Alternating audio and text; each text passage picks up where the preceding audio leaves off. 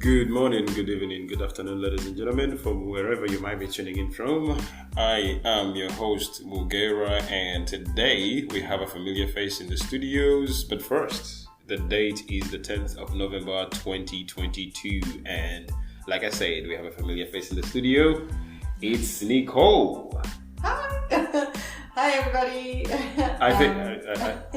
Go on, Nicole. I'm super happy to be back and talking with you again. Yeah. I really enjoy our conversations. Me too. And I hope everybody's going to enjoy this episode. So today's episode, just like Nicole introduced that, is Backstage, and Nicole is going to be giving us the ins, the outs, and the things that we probably don't get to see, and the classic stuff that we haven't ever, we couldn't even imagine. There's some stories you told me last time, and I was like, those are interesting, Those are interesting. And I was like, we should do something about this. We should talk about Backstage as a segment of the show, and this is what we're going to be doing today. Okay. I want you to take us through the whole process. Take you backstage. Yeah, backstage. The preparation, what you went through that day. Because I know that you're competing in two categories of the day, right? That's right. So the show that I just did, which was on the 28th of October, that was the Dubai Muscle Classic that was held at Dubai Muscle Show. Yeah. I entered in two categories. Yeah. My understanding was you entered the second category on last minute. Why hadn't you done it before? Well, because they didn't allow me to. They just said the second entry will be at the judge's discretion, and I'd have to do that at registration. Wow. So I'd just find out 2 days before the show whether or not I'd be able to do the second category or not. Oh, that. Do you have to do something different? No, not at all. You So- just got to pay more. You just gotta pay more. Yeah, you have to pay for for that's, an extra entry. that's again something that I was curious about. So you guys paid a lot of money to obviously enter the competition. They're not cheap, yeah. What was the prize? The ultimate prize for the winners, and how many winners? Ooh, gosh, okay. Okay, let's start with one thing at a time. Yes. So for a single entry and your tan, it was 1,200 dirhams. I'm sorry, what? Yeah. 1,200 dirhams. Yeah, for your single tan, entry. 2 coats of tan. Yeah. And a single entry. Okay. So, yeah. And then if you wanted to enter another category, I remember I paid 400 dirhams to enter another category, the second category. Yeah. So that was over and above. And then you have options like you can buy a coach pass if you want your coach to come backstage with you, which is usually quite helpful. So that's an extra that you need to pay for. Yeah. And then if you want to have your professional videos and photos, that's an extra that you have to pay for. So did you get the coach pass? I did. I got the coach pass. Mm-hmm. And then I did get the media package for professional photos and videos. I haven't received my own photos and videos to use on the podcast. Why haven't you sent me a copy of those? I sent you photos like the first one. Yeah, but I need to see the second ones. I've seen some really nice shots on professional Instagram. Ones, Yes. they're not out yet. You haven't received them yet. They haven't been out. They're not yet. I haven't received them yet. How long does it take? Well, I think maybe because it was such a big show. Yeah. I think it's going to take some time. The previous show was quite small. Yeah. So they came out within 4 days we had them. But this was a really, really big show with a lot of categories. So I think it might take 2 weeks, maybe even more. I mean, I think it's been 2 weeks already, actually. I did see some really nice photos. I thought those were the professional shots. No, so any photos or videos that I have at the moment were just taken from my friends in the crowd. The photos are not too bad, to be honest, but the videos are terrible. Really bad quality, like the focus is completely off, they're so blurry. Yeah. So that's the cost, and then obviously, if you've been paying for training sessions or posing sessions, you're going to throw that into it as well. And that's it. And then if you've decided to, I didn't, but some people decide to get a new bikini kind of almost every show or every second show. So it really just depends how you go about it. It can be really, really, really expensive. The first show was really expensive because I was doing everything for the first time. But now that I've got my bikini and shoes and I'm doing my own training, it's obviously, the cost is a bit more affordable. This show, the Dubai Masters, by the way, you have another show coming up. I do, yes. On the 17th, is it? So it's at the Gulf Classic Championships, which is being held at the Abu Dhabi Sport and Fitness Expo, which is happening over the 17th and 18th of December, which is basically Abu Dhabi's version of Dubai Muscle Show, basically. So Dubai Muscle Show. Do you think there are going to be more competitors in this one than the previous one? What do you mean, at Abu Dhabi? Yeah. I think there will be less. I think there might be less. And I see you winning this one. No. I don't have the time to make the necessary improvements to my physique in order to get me placed significantly higher. I mean, maybe I could get one, if I'm really lucky, 2 places higher, but I definitely won't be in the top 2 or maybe not even the top 3. I just don't have the time to make the improvements that I need to. And I think people kind of say, well, if you don't think you're gonna win, then why are you doing it? But hold it right there. I don't want us to go very far. I think that's in the future now. Okay. You're talking about not being able to get in top 2. So on the previous show, which was the Dubai Muscle Show, a big event. That's a big event. You came out as number 5. Yeah. Tell us about that and what you felt, what it was like for you. Oh my gosh. Your expectations before and after. So my expectations for the Dubai Muscle Show, the actual show itself, was hosted by Dubai Muscle Classic. My expectation was really just to bring a better all-round package than what I had at the previous show in September.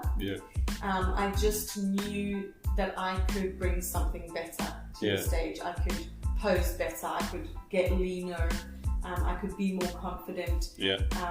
So I wasn't going into Dubai Muscle Classic thinking I'm going for the win or even to be placed. I just thought I want to make the improvements, the necessary improvements that I know I need to make. And I did. You did. To be honest, I did it. I came to the stage with a much better all-round package. There's always room for improvement, so I'm not going to say it was perfect. If it was, I would have been in the top 3. But I definitely made the improvements that I wanted to, so I came in leaner. My posing was much better, not perfect, but much better. I didn't have any issues with bloating or not feeling well or anything at all. I was super dry. I felt great. I looked much better, and it definitely showed up on stage. I just honestly loved being on stage. I loved every second of that day. I didn't want to roll this back 24 hours before the show. Roll this back 24 hours before the show.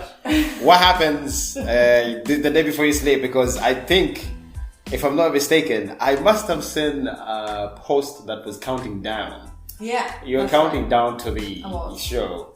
Did you sleep early? Because I felt like you're still online late, and I thought she didn't sleep, but she's still up. Oh my gosh, there was a night.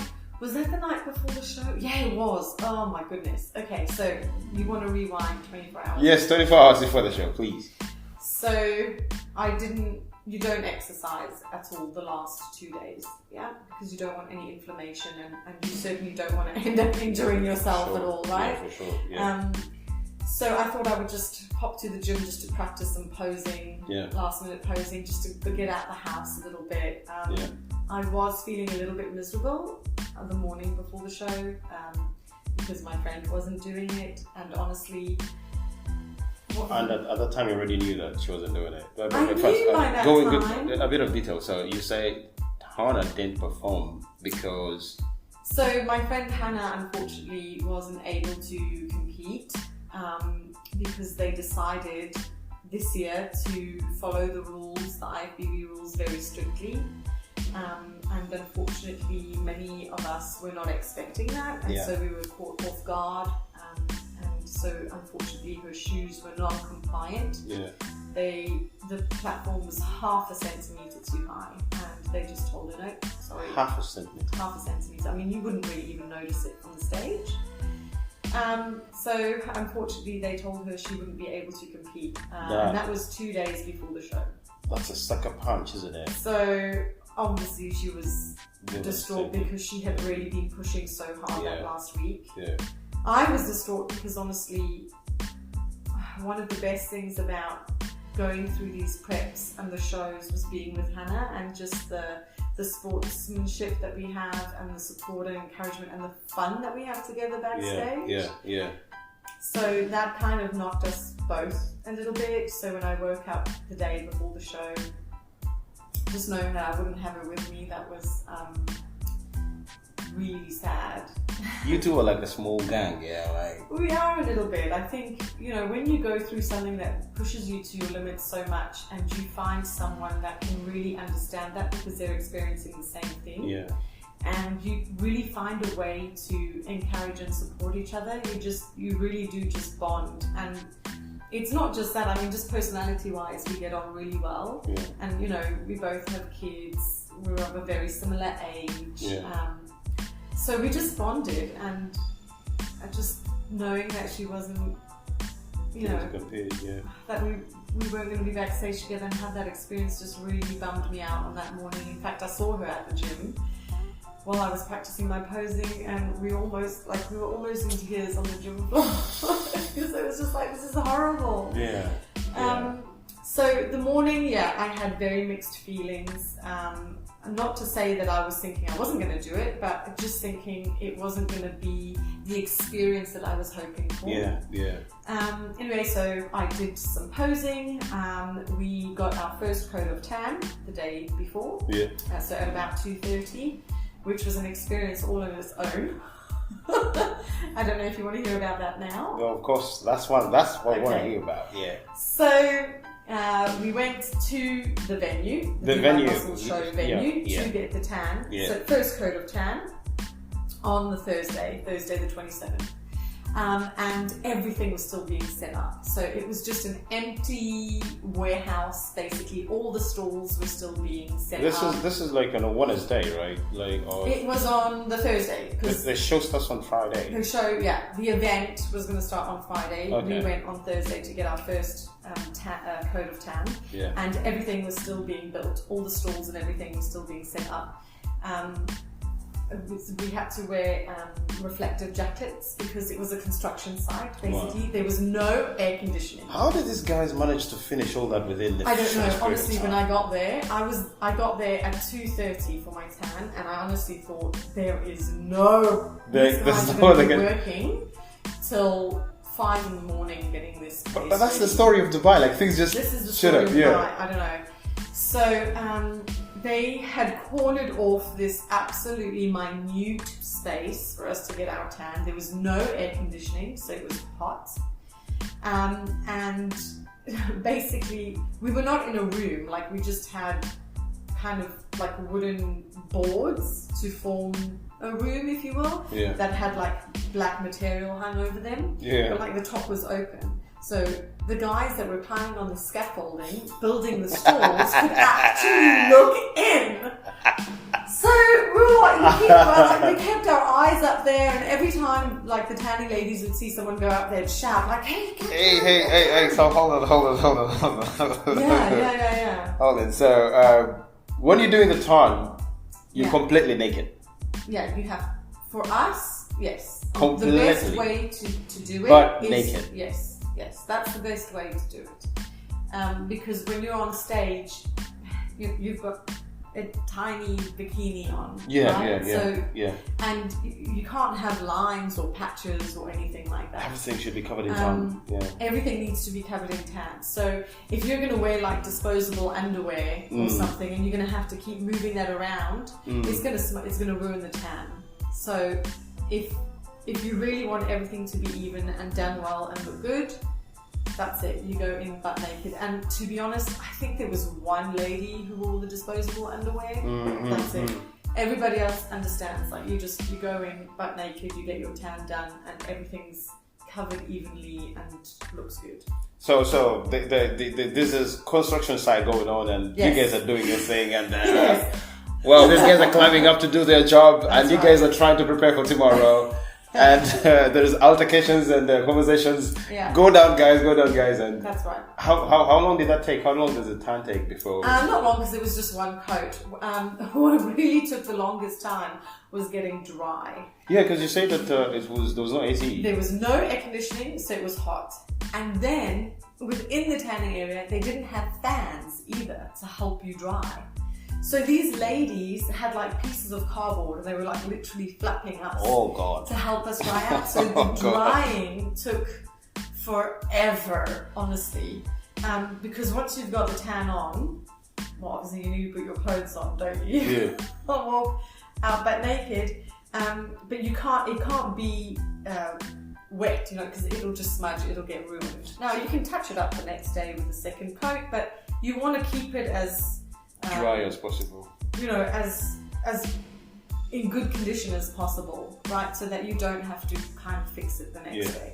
So that took some time, getting us dry, and then you've got, everybody gets dressed, and you just hope that you don't sweat too much walking back to the car. Yeah.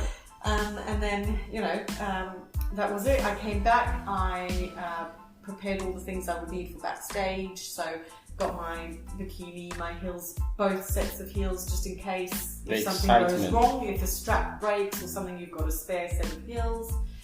Your robe, rice cakes, peanut butter, jam, something nice and hydrating to drink afterwards, some water to sip on. And you had learned your lesson from the previous. Absolutely. Not to do the wrong thing in terms of diet. That's right. So I prepared all my bags, and then obviously I was very careful about what I was eating and how much I was moving. So I didn't move much at all. Literally, I did my posing in the morning and I went for the tan, and that was it. I didn't do anything else. The rest of the time I was in the apartment just preparing.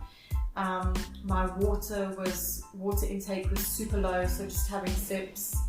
But my carbohydrates were up. So that was nice. I was getting some good sweet potato in, bit of rice, obviously in the right proportions, and then just drying out really in preparation for the next day, which I have to say went really, really, really well. In the evening, I had 2 glasses of wine with my client. In the evening, on the day before the show. So it's. I didn't know if it would work or not, but it's said that a glass of red wine really helps you dry out. Okay.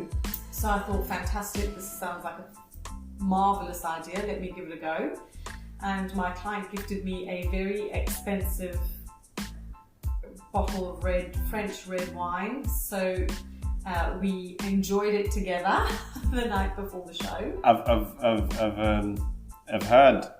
I've heard of a story of Ronnie Coleman before he went on to win the first Mr. Olympia. I think it was the first or the last one of the two, I can't remember, where he had to take vodka the night before. Oh, to help dry him out. And he didn't know about this, obviously, but he went to a room where other competitors were, and they were having vodka, and he said, "What are you guys doing?" So alcohol is a diuretic, right? It dehydrates you. Yeah. Now, there are, I know vodka and red wine are very popular. I went with the red wine because I don't like vodka, really, unless it's in a cocktail. So I had 2 glasses of that with my client, and I have to say, I can say without a doubt, it worked. In terms of helping you dehydrate, it worked. Really? But it completely, I'm pretty sure it was the wine, completely messed up my sleep. So I went to sleep easy, but then in the middle of the night I woke up, and I think I posted on Instagram. I took a video. That's what I saw. And I posted on Instagram. That's what I saw. I can't sleep. And I have a show. That's what I said. I was later that day, and I couldn't sleep. I was wide awake, and I'm pretty sure that was the wine. Yeah, I'm pretty sure that was the alcohol that messed with my sleep. Dried me out, fantastic, but I didn't sleep well. Anyway, I managed. Okay. What time did you sleep, and what time did you wake up? I think I went to bed about 10. And I think I'll have to check the post on Instagram. It was late. On my highlights. It was late. Maybe about 2 in the morning. 2 a.m. Yeah, exactly. After 2. And that was already after a while of Yeah. being awake, because I just thought, right, that's it. I'm going to document this because this is ridiculous. This is ridiculous, and I have nothing else to do. So let me get one for the gram. Yeah. And I think honestly now, I fell asleep probably around 6, and my alarm went off at 7:30. Ooh. And then that was it, you know, it's show day. Like, that's it, you know, I wanted to be at the venue at 10 a.m. so that I had time to, you know, preparation. Hair, makeup. Do you get the second turn?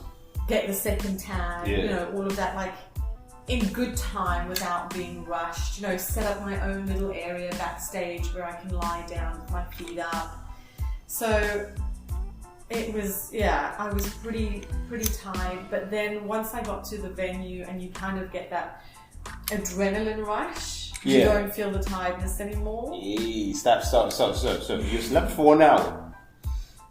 Well, I mean, 1 I slept hour. from 10 to 2. And then I didn't sleep. Yeah. It wasn't much. Well, you got out of bed at 7 a.m. anyway. 7:30. 7:30, and then you prepared and went over to the venue. Right, so I had my coffee, I had my rice cake with peanut butter and jam, so exciting.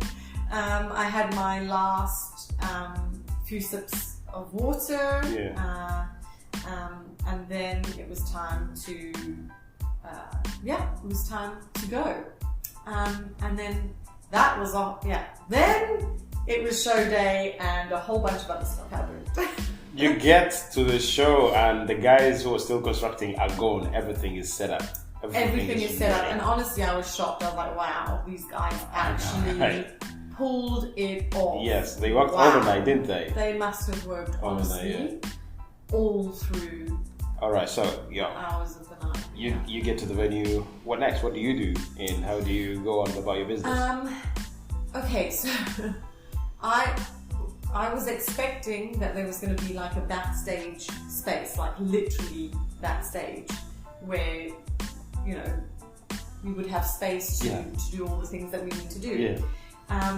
But I arrived and there was no backstage. Whoa, wait, what? There was no backstage. No way. Nobody could tell me where to go. I was asking like the security guys there, like, do you know where the competitors have to go? They didn't understand what I was saying. Not at all. They go back. The way, like, And language barrier or something? Why didn't they understand you? Because you're competing. They see you with a I just think they were just like, I don't know. They're just there to secure the place, that's all. I walked up and down, looking like, there's the stage. The stage is there. I go backstage after arguing with security that I'm here to compete to be on the stage. There's literally nothing backstage. Nothing. So I was freaking out. I was like, well, first of all, I only see me. I don't see any other competitors. So like, did I miss something? Like, am I in the wrong place? Did it get cancelled? Did I miss a memo of some sort? Like, what is going on? So then I went to the bathroom, and I thought, okay, let me just like get myself together because I'm starting to panic. Yeah, but don't you start sweating at the time, like, because you've been moving up and down? Well, yeah, of course. So now you're starting to sweat. I'm like, you're tired, yeah. Anyway, I come out from the bathroom, and then I noticed one of the competitors that was with me at the previous show is sitting in the corridor, and she's sitting with the tanning ladies. Mm-hmm. So I was like, okay. So I walked over and I said, hi, how are you? Great. I was like, do you know, like, where are we supposed to go? She's like, I've been here for an hour. Nobody knows anything. The tanning ladies, they were like, we don't know where to go. our boss hasn't told us. Nobody knows. So the tanning ladies who are there to tan us, they don't even know where to go. So we're all just sitting there like, well, this is great. We're texting the organizer, we're not getting any answers. We're finding now other competitors that are starting to arrive, they don't know where to go. Anyway, honestly, it started out as a disaster. You guys were too early. No, we were not too early. We were actually told that the tanning would be open from 8:30. And to be fair, getting ready for the stage, to step on the stage, takes a lot of time, okay? Yeah. You need to have your tan done, which requires time to actually have it done and then to dry. Yeah. You need to have your makeup done. Yeah. Some people arrive with their makeup done, some don't. Some people still need to do hair. Yeah. You want to have time to chill, right? To rest with your legs up, make sure that you're not getting any water retention or anything like that. Have something to eat, pump a little bit, chill. You know, it's a whole... So arriving... You don't arrive at a show and half an hour step on stage. That's not how it works. Arriving early is better. Way Absolutely. Better. Yeah. So, they said the tanning would be open from 8:30. Anyway, it wasn't. So we only actually... Eventually, after about an hour, they finally opened the space. It wasn't directly backstage, but it kind of was like out of the way, let's say, like behind the area. Enough? Huge space. Wow. We were like, oh, this is fantastic. Oh my goodness, we hit the jackpot here. And they had mirrors on wheels. I mean, it was fantastic. So a couple of us, like, we got together. Girls that I had competed with at the last one, and then another girl who I met on Instagram. We grabbed like 2 mirrors, we set ourselves up, we got all our things out. We were one of the first to get tanned. They set up all their things, but we were all getting ready much later than we had thought. It took time to dry. There was only one fan, so again we were in this situation where we had like 3-4 girls in front of one fan, like trying to get dry. I had my makeup done. How's the air conditioning then? It was alright. It was actually in the hall, in the event hall, it was actually quite cold, to be honest. Backstage, the AC wasn't so cold, it was just right. Fine, It was comfortable. Unfortunately, males of any sort were not allowed in the area because obviously we were all getting tanned and there were girls that were not comfortable with that, which I understand. So I paid for my coach pass for nothing. Wait, hold on a second. Steph, the previous show, there were males doing the tanning for you. That's right. And this show, it's females. This show was the females. However, there was one male that was doing the tanning. And do you know what the funny thing is? Most of us requested the male to do our tanning. Because I'm sorry, I don't... Guys. They just do it better. They do it better? They just do it better. So how many people are doing the tanning? 3? I think there were 3 ladies and one man. I don't think he was actually there to do the tanning.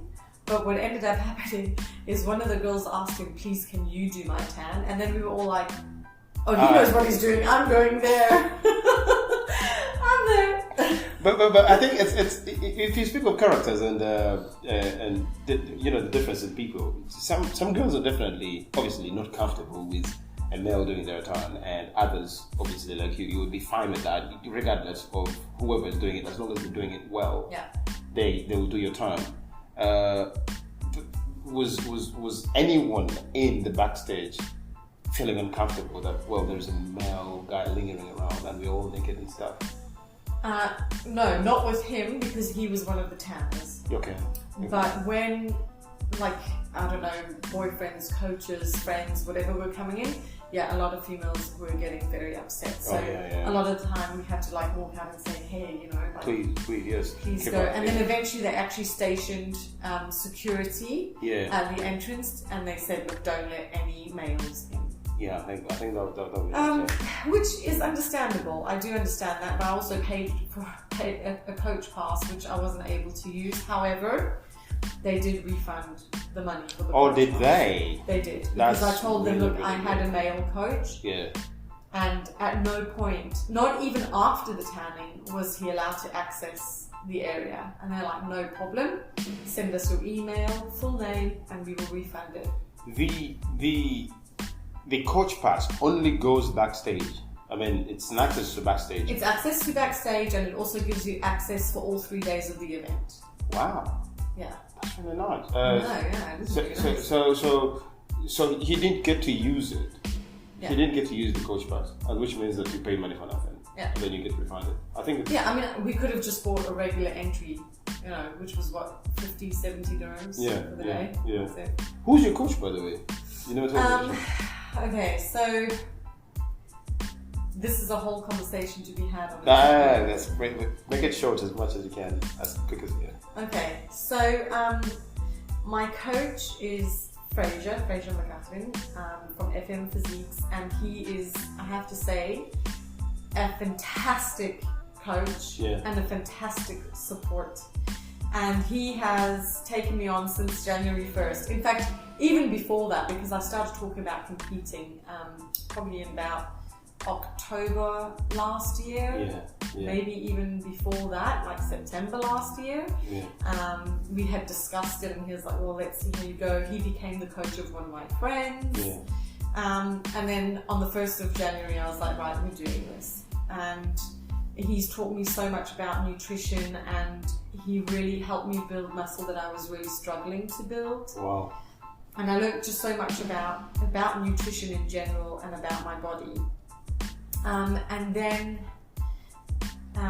we went through a couple of preps together, right up until WNBF, and then even after that preparing for Dubai Muscle Show. And then I just kind of, the last 2 weeks leading up to Dubai Muscle Show, I just really felt that I had to do it on my own. For various reasons. I just really needed, I just felt like the only way I'm really going to achieve what I want to achieve is if I'm responsible to myself. Was that the right decision to take? And I mean, it worked. 100%, because I put my head down and, and I said, you've got to do the work now. And you've got to do it your way. You know yourself better than anyone else. And get it done. And he was very supportive about that. And he said he completely understood. And he said, I'm always going to be here to support you. If you need help, if you have questions, let me know. I'm here. I'm with you. And so basically I took myself through the last 2 weeks, which are usually the most difficult weeks. So you're walking but around I just had this very clear idea of what I wanted to do and how I wanted to do it, and I just needed to do it without anybody influencing me. I just felt very strongly about it, and it worked, I have to say, because as I say, I got on stage 2 kilograms leaner than the previous show. I felt great. I was flat. Your target was to be 50 kilos, right? Exactly, and I made it. I made 50 kilos. It's 50 kilos on show day, so I made it. So it worked, and I'm really happy. What are the obstacles like? What are the challenges of actually getting to that point with the package that you want? I know there is many of them, but look, I think it's a very personal thing. Everyone is different. Things that work for one person don't work for the other. And I think when you get into the sport, very much of it in the beginning is trial and error. So people will tell you, oh, you must do ABC, and you do ABC and it doesn't work. It worked for them really, really well. It didn't work for you. It was a disaster. So now you know ABC doesn't work. So let's try XYZ on the next one. Did it work? Oh, not as well as it was supposed to. We need to. So it's a lot of trial and error. I think, it's only my 3rd show coming up. I don't have much experience, but I think I have found what works for me, like the secret for me. You have? I think I have, absolutely. And I'm very happy with it. It worked very, very well. But I've also heard that no 2 preps are the same. So you can follow exactly the same method this time, but get a different result. I don't know if that's going to be the case. I'm certainly going to do exactly what I did for Dubai Muscle Show, because I know that it worked, and I really did achieve everything that I wanted to. So I'm going to follow the same steps. I'll just be starting my method a little bit earlier so that I can get a little bit leaner and get a slightly better result. But it's different. It's really different for everybody. As I say, what works for one person may not work for But another. it might as well work for someone else, right? Oh, yeah, absolutely. Absolutely. And you've said you found your mojo. You found that spark that actually works for you. I think so. I would say like I'm 98%. You don't have confident that I've really figured out what works for me. You don't have enough time between now and 17th of December to prepare, unless if I'm wrong, but do you feel like this is enough for you to prepare for the Abu Dhabi Classics? Well, it depends what my expectation is and what I'm hoping, what I want to achieve. What's your current weight? Oh dear. What? Oh my God, Steph! What did you say? Steph, you look amazing, and the fact that you can't tell me your weight now, it goes without saying that never ask a woman their weight. I've gone back to a healthy weight. And what's that? What's that healthy weight? Okay, so I'm at 54.5. Steph, you make it sound like you're 90 kilos, and then like seriously, 54. I would say that's a very normal, very, very average. And do you? That's a good weight for my height. I think so. It's a good weight. I wouldn't even say it's average. It's probably on the leaner side. Of course. But it sounds like a huge jump. You know, I went from 50 to 54.5 in 10 days. But what people don't understand is it sounds like a big jump, but when you consider that at 50, my body was depleted of fat and water. Yeah. Then 4.5 kilograms is really not much, because all you've actually done is brought your body back to a healthy balance. So you haven't actually gained weight. Do you know what I mean? You've just come back to normal. Yeah. So this is what people need to understand, and athletes as well, is that our stage condition is not normal. It's not normal. It's not normal, okay? And it's not healthy either, okay? We are dehydrated and we are depleted.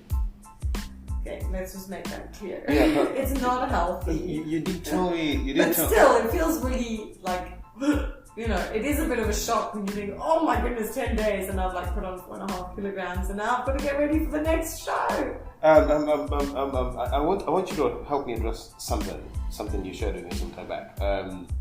Tell me about the connection of having your period at that condition and not having one, and the difference in people, because I know that this could be, obviously, doesn't, like you say, what works for someone else doesn't work for some people, unique in many ways. Could you help us understand that? Okay, so obviously it's very individual. Yeah. Okay, so you cannot generalize this thing about prep and periods. Yeah. Okay. There are, for the most part, most women, when they go through prep, and they start cutting their calories really low, and their body fat starts to drop, will lose their period. They won't have their period anymore, and that's just because their body is not in homeostasis. Okay, it is not in its natural balance. It is out of balance, and that throws everything off. So your hormones are not regulated very well anymore, and also your fat percentage is dropping below what would be necessary to sustain another life. Yes. Okay. Now, it's very, very common. We could almost say it's normal when you're on prep. However, there are some women who still have another cycle, who maintain a super lean physique all the time, And for them, for their body, having a very low fat percentage is normal, and so therefore they will continue to have their period. They might experience a change, like it might not be as heavy, but they will still have a period. And then there are some girls who will be taking contraceptive pills, and that to a certain degree will also keep them allow them to maintain a period. So we can't say a blanket statement that any woman who goes on PrEP loses their period. There are women that do, and they can lose it for months, and there are women who might just have a slight change in the flow, but they maintain their period. And then there are other girls who are taking the contraceptive pill, which will just keep them. It's a hormone dump, basically, because you don't really have a proper period when you're on a contraceptive pill. But because it's artificially giving you those hormones, you'll continue to have it. So it's very individual.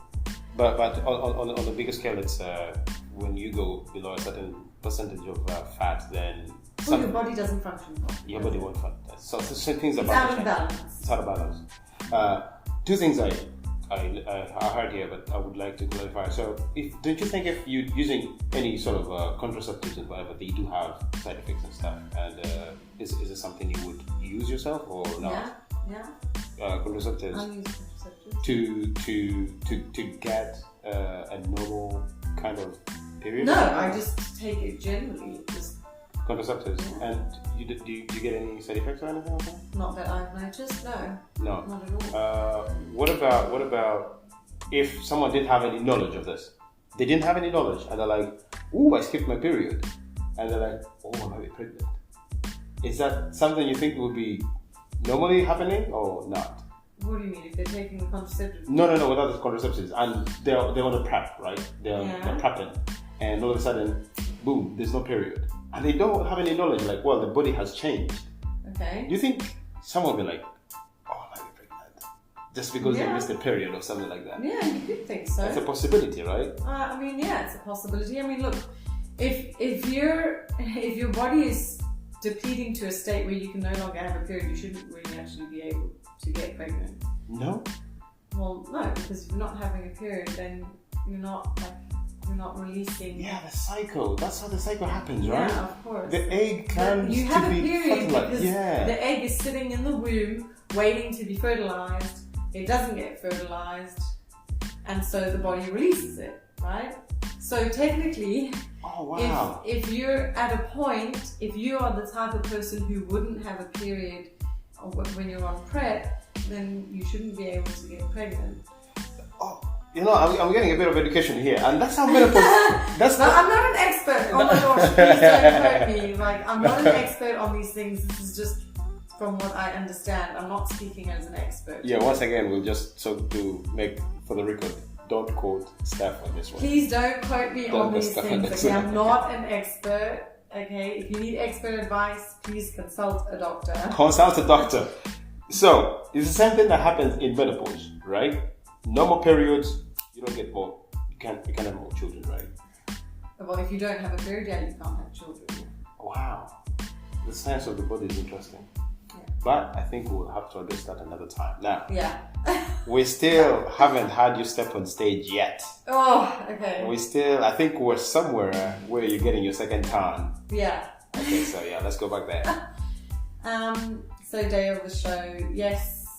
We finally get everything set up backstage, got my tan, went out to have my makeup done by my amazing makeup artist who I absolutely love. I thought you went with your makeup done already. No. For me, I always prefer to have my tan done first because you never know how dark or light or what sort of tone it's going to be, and I definitely want to make sure that my face matches the rest of my body. Yeah. So had my makeup done with my makeup artist who I absolutely love. Makeup Religion on Instagram. Makeup. Shout out to Makeup Religion on Instagram. Spell that for us. Makeup _religion. Religion. Yeah. Okay. Yeah. Her name is Alexandra, and she's from Russia, and she's absolutely amazing. I love her. And she's been doing makeup for these 2 shows. Yeah, absolutely. And I'm hoping that I can somehow get her to do my makeup for the next show. I'm not sure how that's going to work, but I absolutely love her. She's such a kind person. She's very punctual. Yeah. She's very professional. Yeah. She's like makes you feel so at ease. And not to be stereotypical, but it's the thing with Russians, they're like straight people. She's not like that. That's the thing. Oh. And that's exactly what she was saying about Russians, actually. Because I was like, well, how are you finding Dubai? Because she's kind of new to Dubai, and she's like, she loves it exactly because of that reason. Because people here are so much more open and stuff, whereas like Russians are a bit more like reserved. Exactly, man. Yeah, she's not like that. She's lovely. Well, anyway. You had it right here. Makeup religion. Yes. And right, and then it was time to just get my feet up, chill, feel the backstage vibes with the girls. That's honestly one of the best parts about this whole competing thing is the backstage vibe with the girls. We take photos, selfies, we help each other out, we check the tan, check posing, take photos for each other and videos. Did Hannah attend the show? She didn't, unfortunately. She had to pick the kids up from school, and there was some kind of after school activity that was happening as well. So she went with that, which I completely understand. And I also think from an emotional point of view, I think it would have been very difficult. Absolutely. For her to be there. Absolutely. I know she was very torn because half of her was like, I really want to be there to watch you, but I don't know how that's going to affect me. Her, and I think that's fair enough. I think that's fair enough. So I did keep her updated with messages and stuff about what was going on. No wonder I didn't see anything from her. Like, I was saying, updates from your side and seeing all this posts, and I was like, I was confused a bit. I thought she wasn't just in the mood of posting and stuff, but then I get to know now that she didn't complain. It was very, very devastating for her. It must have been very hard for her. It was very, very but I think you carried her spirit on stage, and she must have been very happy that you did really, really well. I missed her a lot, on the day. But I still had an amazing experience. time. The vibe was still incredible. I still loved every second of the day. I really didn't want it to end. I wanted to keep going back on stage. I didn't want the day to end. I loved it. So the two categories you competed in were Masters bikini, which is 35 and older. 35 and older. Yes. If you're younger, then you don't get to compete in that category. No. And what is the other category? And then the other category, they just called it women's bikini. Well, hold on a second. Basically like an open category, so any age really can enter. Hold on a second. We're gonna pause right here, go for a short break. Yeah. And we're gonna be back. Awesome. When we come back, you tell us about Masters Bikini. Yes. And the open bikini category. What is that? Yeah, so sometimes they call it open bikini, and sometimes they just call it women's bikini. Okay, we're gonna go for a short break. Let us make some money for our, what are they called? Sponsors. And then be back for a second. In a minute. So we pause